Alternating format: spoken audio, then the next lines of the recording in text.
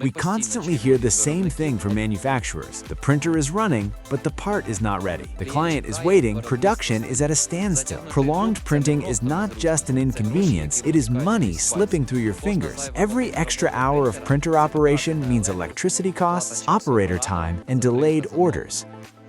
For example, such a part took 4 hours to print on the older Form 3L model. But on the new Form 4L model, this part prints in an hour and a half.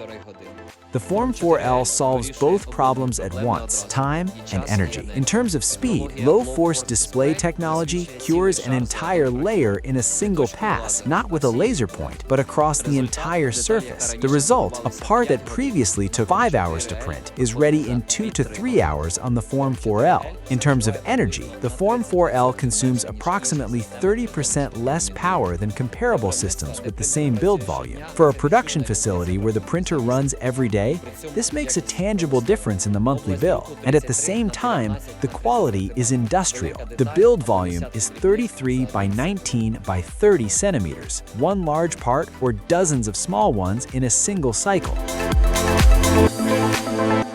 Who is this relevant for?